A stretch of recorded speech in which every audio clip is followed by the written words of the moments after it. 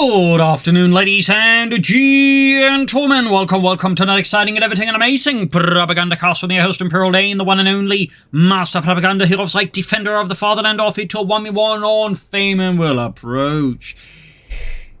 So, as with this video today, hopefully there should be a patch out later. We'll of course have to see when this video is out. Of course, the recording is a day before the soon, but you know, either way, Thursday at least, you should have some matches up of the new patch, assuming that. But anyways, just a heads up. Anyways, we've got here Gentlefox, most Gentlefoxes fighting for the Deutsches Afrika Korps, here with the 15th Panzergrenadier Division with a double bike style. We got Italian Infantry in the southeast. It is a practice fighting for America, freedom, democracy, and liberty, with the 1st Infantry Division, Advanced Infantry, Airborne, and Armored Battle Group.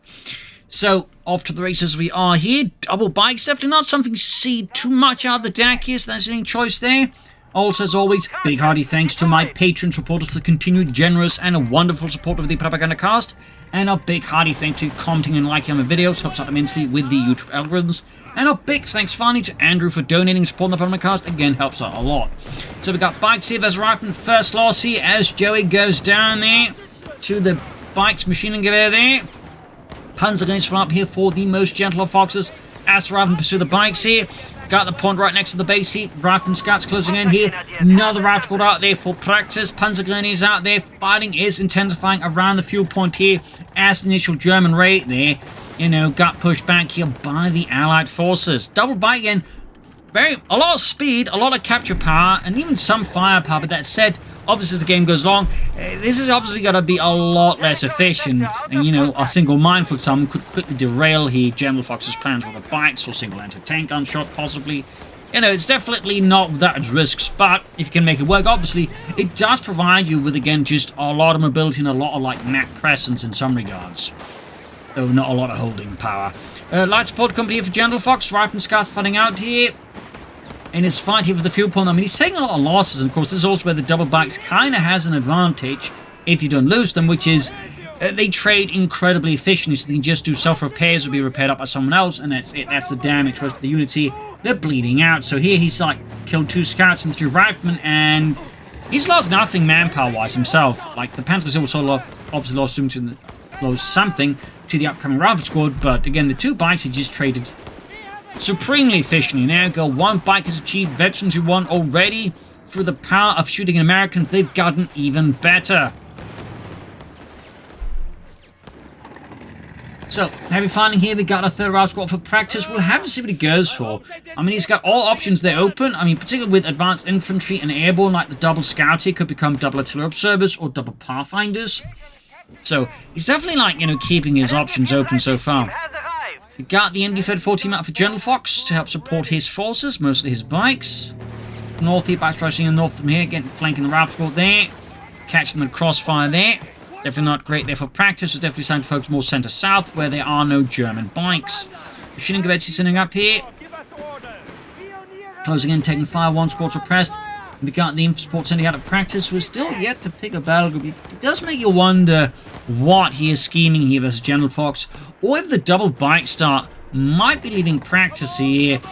A bit unsure of himself. He probably hasn't practiced for that. Yeah. So infantry support's in a halfway down here for practice. Bike here in heavy need repairs. Would be a shame here for Gentlefox to free all that lovely experience. Panzer going for the scouting, but that's on the fuel point. Fire support elements, so he's going to likely push out a flak feeling here, or possibly support weapons versus practice. Utility vehicle standing by. We'll of course have to see here. Nail descent up there. Infantry support center almost done. Bike force off on the north side here. Fire support elements almost done. South side we got the scouts probing through here, sneaking forwards with their rifles. Got the point there. Fire support elements almost done. Rifleman moving north, its bike withdrawing.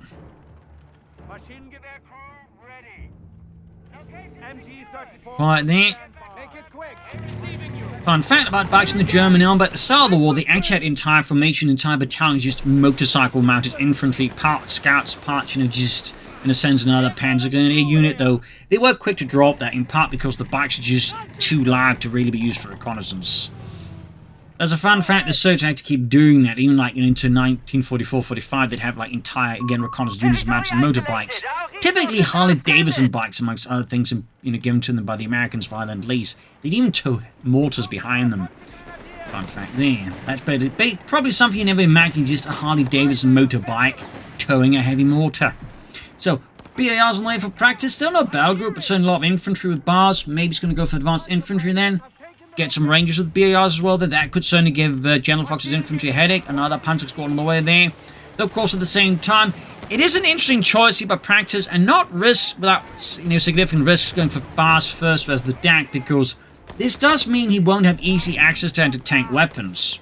Like, if, say, Gentlefox were to go for the flak filling now or Aktrads, practice with his, BARs and grenades would be fairly exposed to them, as he's going to not have easy access to bazookas, anti-tank guns, Greyhound, Shafties, none of those options. So, I mean, he could be planning then to go for airborne and then drop in the anti-tank guns, obviously. But even then, this is not without risk, so definitely not, what I'd recommend versus the DAK. Also worth noting here, Gentlefox has gone for veteran squad leaders, giving his Panzer squads another guide, but also just infantry in general gains more experience faster, and they become a bit harder to hit. So it's generally a good upgrade to have if you're going for a lot of infantry as the DAK in general. Be it Bessieri, be it Panzergrenadiers, be it Panzer Pioneers, Assault Grenadiers, or whatnot. If you're going for like a certain amount, you'll want the veteran squad leaders. Period. Back racing forwards here. Dashing in for Deutschland. Gentlefox player doing a good job keeping both of his bikes alive so far. Had I gone for double bikes, I would have definitely lost both of them by now. Utility vehicle as requested. Got munition surplus. Obviously, practice is going to look to just boost the number of bars available to his men. Bike pushing back off the scouts. Panzer goes there with the MD-34 versus the captain there. Maschinengewehr 34. Main machine gun of the early war German army. I mean, even like, late war, it was still, by the way, the most produced machine gun for the Germans. Mostly because they produced it, before the war began. There's a little fun side note there. Going for the cutoff point here, hitting that, very good. Additional fun fact, there are actually some number of MD-34s that are actually made with a higher rate of fire than the usual MD-34. They actually had roughly a fire comparable to that of the MD-42. Those were known as the MD-34S. It's a little fun side fact there. Anyways, right moving in there, we got the second bars almost done there. Quick grenade, the Mark II pineapple frag grenade there.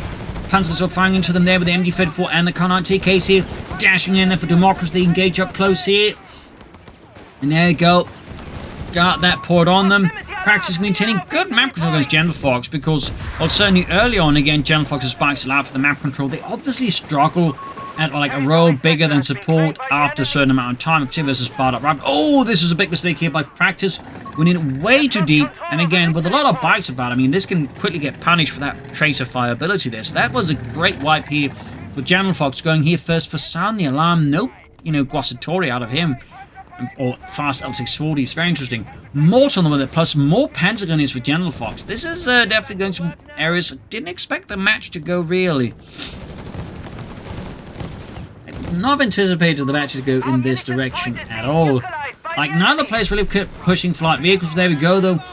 You do get airborne out of practice, and I'm guessing paratroopers, but yeah, I don't know if it's gonna. Like, that was his initial plan. I would have figured he wouldn't go on for fast bars instead of just focus on LMG paratroopers. I mean, this would make more sense, honestly, apart from, let's say, with Rangers, but again, I digress.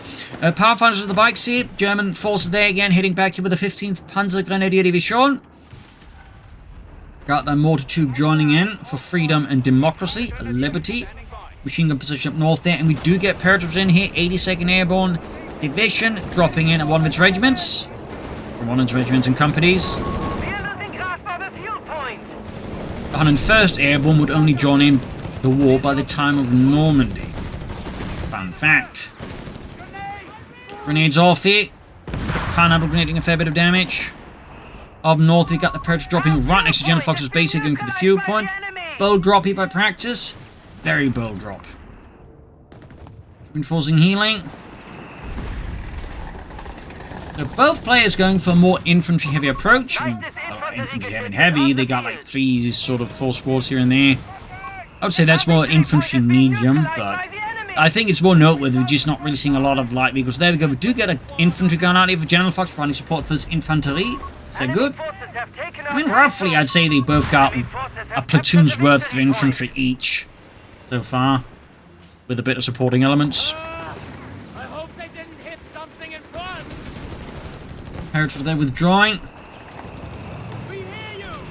Right, they're nearly getting out of that one. Help him down. We're losing grasp of There go Leichtes Infantry Geschütz 18, ready to go. The LED 18 bar was the war going to be steadily replaced by other measures like the, well, heavy mortar basically. Though, there are also attempts to modernize it, which actually led to the PaK 50, which basically looked like a smaller PaK 40, with like a shorter gun. Utility packages are providing smoke grenades and flares for the scouts, or Pathfinders at this point.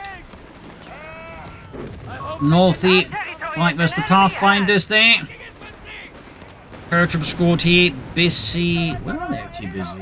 Where they're heading up from the base, going for bazookas, obviously concerned about light vehicles and such. Gentlefox actually using his Panzergrenadier machine guns at the half-track, thumbs up to that. Right, there's the MG-34 there. Heavier fighting, Panzers on the cutoff point. Again, really trying here to mess with Practice's economy. But in this case, it's not he's cutting off so much, it's just, I think, just more the signal. He's all sending like, you know, haha, I'm right outside your base, you silly American. Bazooka's ready. Great versus the 250 half-track, any potential armor, but these are Panzergrenadiers. They're not going to be particularly concerned about a bazooka. There we go. Mark II pineapple grenade, definitely more concerning for them. Further south in ambulance. I can only imagine that was a misclick here by Gentlefox. Or a complete brain fart. Yeah, there's some response there. Sadly, I can't read Korean, so I don't know what's going on there. But I'm guessing that was a misclick or just a complete brain fart there of Gentlefox. Or something else there. All the way, nice, easy kill there for Practice, obviously. And, you know, like any good American, he, of course, destroys it with absolute glee and relish. Problems the right there. Victory point under enemy control. Yeah, no sign of further take of Gentlefox yet. I mean, admittedly, resource-wise, he has been pressured as well there. So, to an extent, him going heavy infantry kind of makes sense. But at the same time, he's not going to be pushing tanks into Practice anytime soon. Meanwhile, Practice is pushing for it. Obviously, again, also why you see players go for Airborne. It allows you, like, you know, not having to invest into the motor pool without to get anti-tank weapons. And then, you know, that way you can push harder for the tank depot and any armor. Gentlefox, meanwhile, we haven't really seen much more of his battle group comparatively. Like, we've seen him select sound the alarm, but he's yet to actually pop it. And comparatively, we're just not seeing him do anything else with it. So I do wonder what Gentlefox's plan with it is. Rather than being forced into the Panzergrenadiers there. Got bars versus the MG-34. Quick pineapple grenade there. Tank depot halfway down here. Gentlefox finding his front line buckling here under the sheer pressure of the Americans. Shooting gewehr moving in, flanking in the Pathfinders, the riflemen. Centerverts, Panzergrenadiers moving up here. Definitely liking this DAK Panzergrenadier approach. It's just so rare nowadays, so it's nice to see it in action.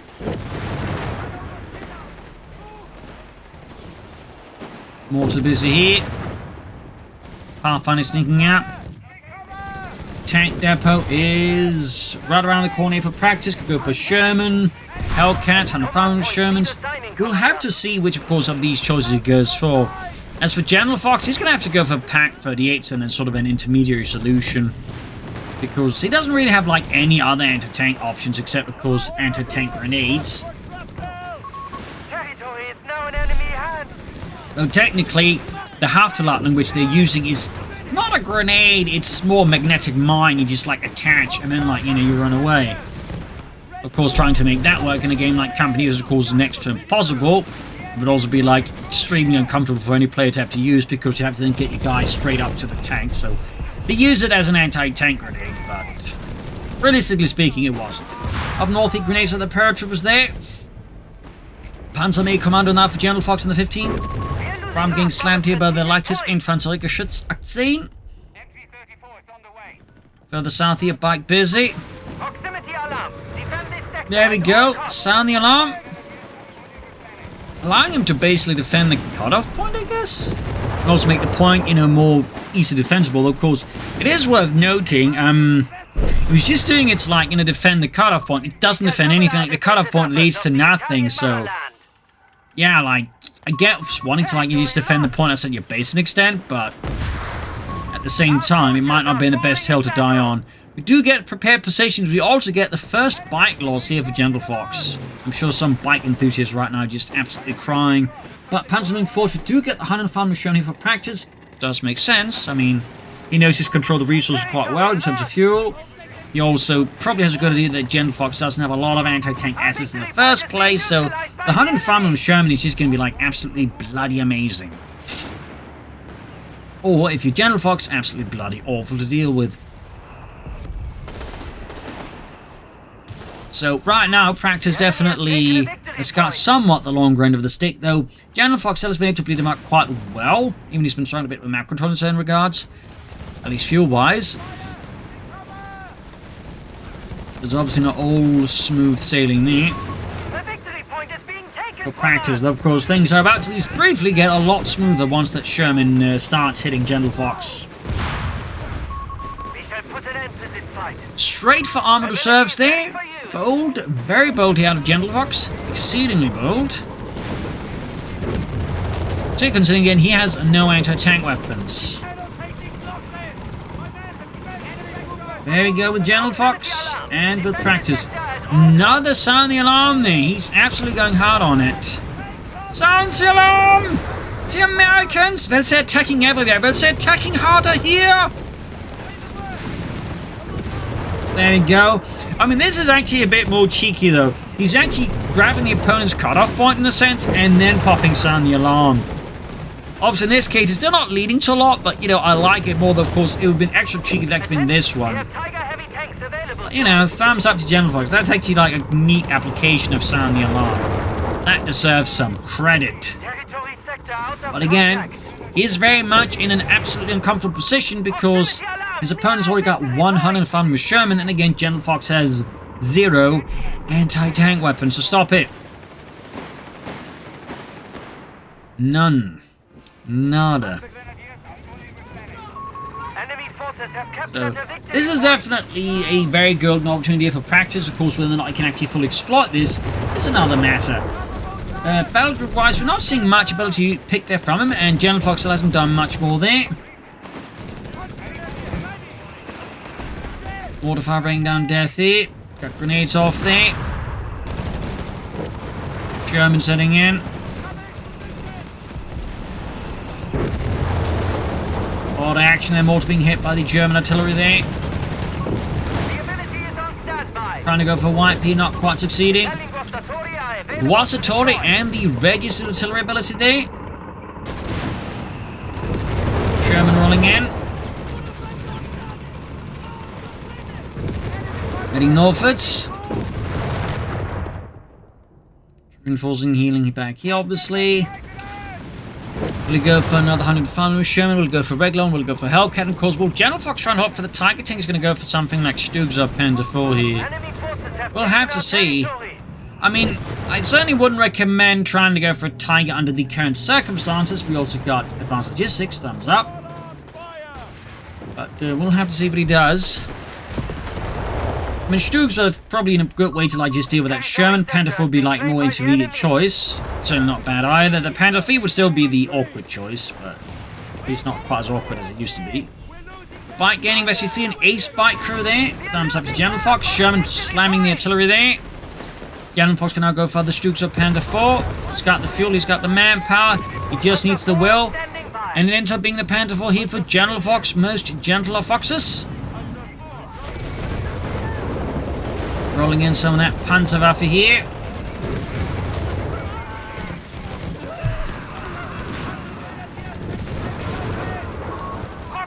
That will certainly complicate things a bit for practice, but practice though continues to just absolutely just push for map control here, and Gentlefox is very much still in a precarious position. He is going for the Pack 38 though. No two ways around, he is going to Pack 38. Practice responding here to the Panther 4's arrival to its sighting by airdropping in an anti-tank gun. Because it's obviously not just going to rely on a pair of bazookas. Just halted. Further south, the assault guns being fought with MP40s, the machining pistol in the field set, pack fitted almost done with mortar team. Narrowly avoids the getting utterly pulverized though. Bobby Joe there still manages to get splattered across the ground. He anti-tank at the ready though. Straight through the sidearm on the Panther 4 there, only 30mm, which was actually fairly common for most tanks at the period. That of roughly some for 25mm. There's really only heavy tanks that had like thicker armor than that. That's a fun fact.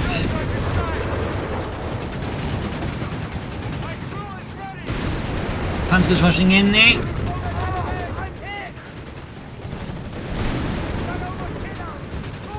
Entertain there being dealt with by the Panthers. This could actually get a bit ugly there for practice. Yep, white there. Germans almost got knocked out with the Panther as well here. This could definitely be the beginning here of Gentlefox turning the game on his favor now. That was definitely practice there, I think, extending it and also making a mistake with that anti-tank gun here. Pack 38 moving in. Definitely, I think he should try and destroy this.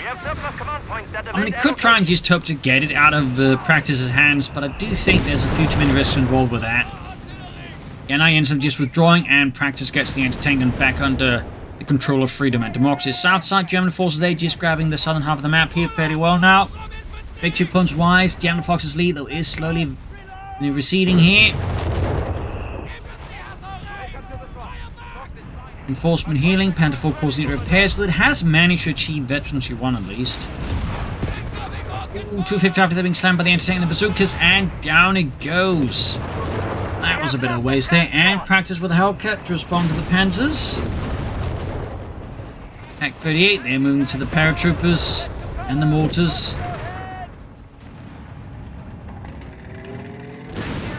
Troops enforcing healing further south here. The soldiers got the point, got the rifle moving up the BARs, the Browning automatic, and Hellcat is halfway done here for practice. German Panzergrenadiers moving forwards, heavily equipped there with rifles and light machine guns. Trying to rifle grenade the bike, not bad, but Gentlefox there saw right through Practice's schemes and dealt with it. There you go, Hellcat ready, adding a 50 count.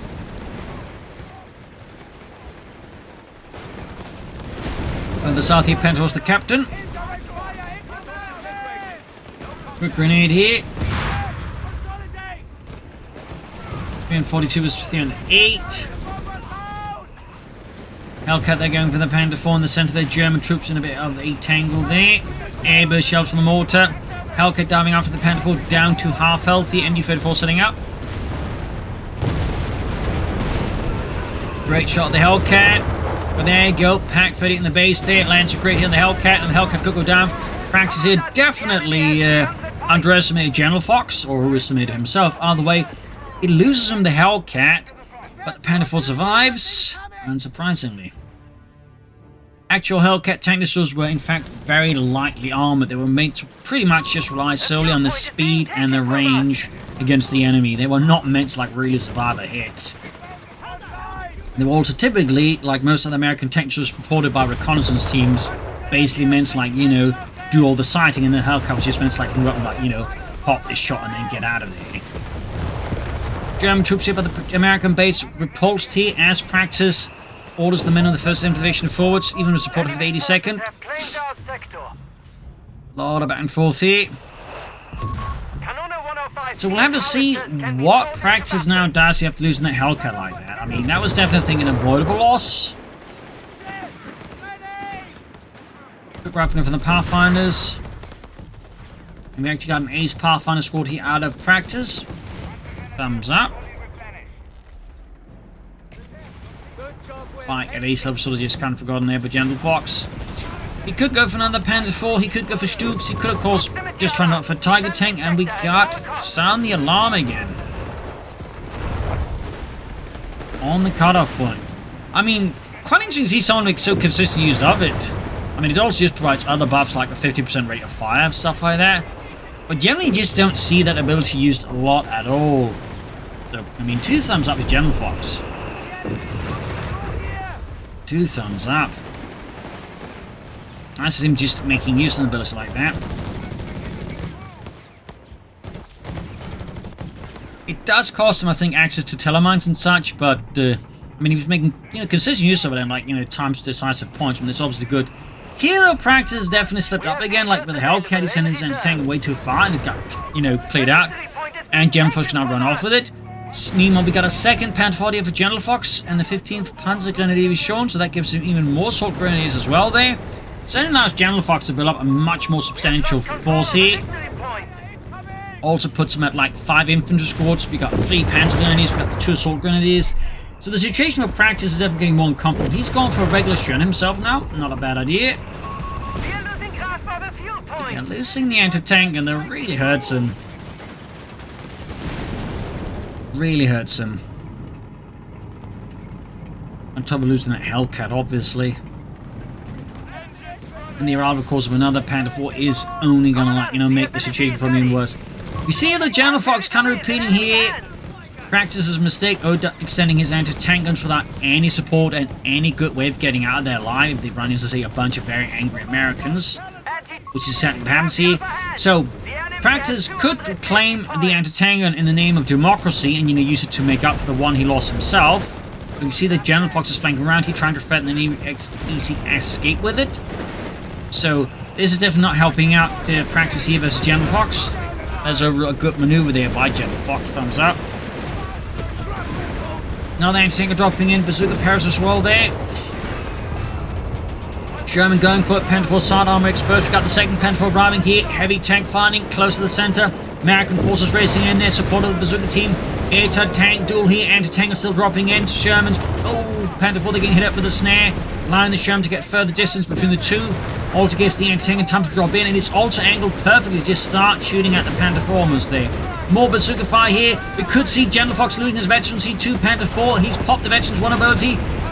Misses and loses the Panther 4 and the veteran crews there. Oberleutnant Oberhauser is gone. Meanwhile, anti-tank crew, they're gone as well. Heavy exchange there on both sides. I will say losing an anti-tank gun versus losing a Panther 4 and losing the anti-tank gun is definitely the lesser of the two in terms of loss. 342 versus 215, Sherman in heavy need repairs. And here we do see another issue for Practice right now. He's got no engineers, so he's got no way of repairing his Sherman. So Practice here is definitely starting to encounter more difficulties as the match is proceeding. Partly through some of his own tactical decisions, partly through some strategic decisions as well. They're coming back to haunt him. Slowly but steadily. He is going for the engineers now. At the same time, he also has to commit the Sherman as is right now, which is definitely not without his risks. It certainly gives his opponent, a chance to knock it out. Other Panther 4 moving forwards. Finding up north, grenades here being exchanged. Further south, Sherman rolling in. I think he's just using it to spot for infantry and then push it away. Of course, it was hit a mine here. There were some units hiding around. They could cross from the Sherman. So that was definitely pretty risky. It's actually fortunate that Gentlefox is actually not mined at all. Which obviously is a bit of an awkward look there for Gentlefox. Some mines should obviously do good. Sherman being pulled back in repairs. Gun lines was at least here for Practice now.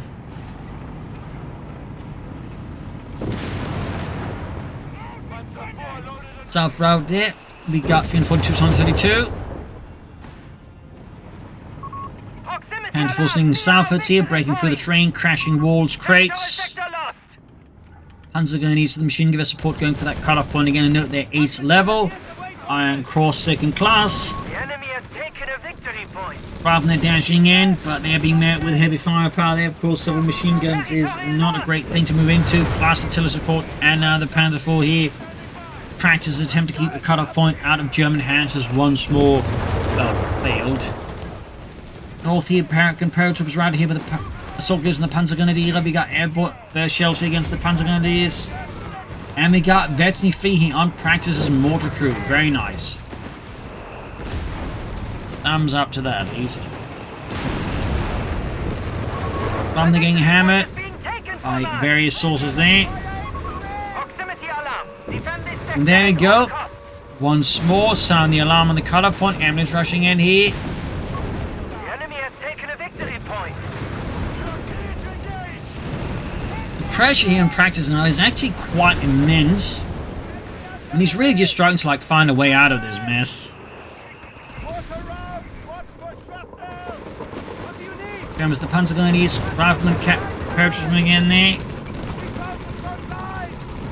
Gentlefox has actually all three of his Panzergrenadier squads of FC3, quite impressive. Further south here, Pentaphobes the Pathfinders on the field point there, trying to move forward, see having some success, but overall situation for the Americans is not improving at a particularly great pace. I think is the nicest way to put it. We're losing grasp of a victory point.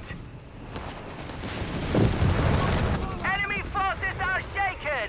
Panzer there pushing back, the soldiers going for the anti-tank gun. All batteries to arms. Commence barrage. Engineers here being hit by registered artillery. Good work there by Gentlefox. We've got 342 vs 94 here. Victory points really starting to tick against here. Practice, he needs to do something to break the current state of affairs. He needs to throw Gentlefox off here, but he's really struggling to like just get the upper hand somewhere and then, you know, leverage that into more control. Another shell ready for practice. The ability is ready. 342 versus 80. Victory points keep ticking down here. Showing withdrawing and once more needed repairs. More smoke. Enemy forces down to 75 points. 72 points here. Clock is ticking. Stuff is not prioritizing the victory point up here with his Pathfinders. There's could be a misclick. It could be just stress there, causing him to like overlook that. Supply lines are cut. Because he's under a lot of pressure now from Gentlefox. He's under a lot of pressure. But it's definitely not impossible that just practice is time to, you know, field set pressure more than one way. Rifleman forwards here. The enemy has only 50 points. 50 points left. Within our He's finally going for the victory point here. Panzer's going for the missions point. We got a constantly clicking target, and we just got practice just trying to get, like, you know, back in the game. But Gentlefox is just shutting him down quite adroitly, quite efficiently here, and making sure that practice is just not getting an easy time getting back into the match here. 342 versus 36. 50 cal almost out to the Sherman. Second Sherman to move again. 342 versus 33. enemy hands. Up north there, Pathfinder pushed back by the Assault Grenadiers. 31. 30. Sherman damage being caught by the Panther on the Pack 38. Got another Sherman assisting, plus other supporting elements here. The German artillery fires already ranging in there, zoning in on the southern push here. And we got a supply drop here to practice, perhaps setting up for a carpet bombing. It's a bit late for that. Or perhaps he's got something else in mind. We'll have to see there, though. Hard to say as the situation is definitely looking, for the Americans at least, not ideal. So his decision-making progress can certainly also be similarly a bit tough to get a read on. You got 42 versus 14 here. 12. 10. German on the flanking end here. 8. Got the recon loiter there. 6. 3. There we go. GG, game over. A loss here to practice victory for Gentlefox. Brutal back and forth fight here. I mean, practice definitely think at times, you know, had the advantage, but ultimately, like, a few thrown units at the wrong time, I think, a lack of mind, so didn't really do practice a lot of good there versus Gentlefox. And this, I think, allowed Gentlefox to slowly but surely turn the corner around. We could sort of see practice once he got behind Gentlefox after a certain point, he just really started to, like, get into the map again. Like, he just kept sort of repeating the same tactics, didn't, like, trying to change things up. And there's also, I think, you know, lack of stuff like mortar smoke that could have maybe helped him there that just, again, didn't happen. So there you go. Hope you enjoyed this match. You'll learn something from it. This is Imperial signing off, and see you all tomorrow for another episode. Bye, everyone.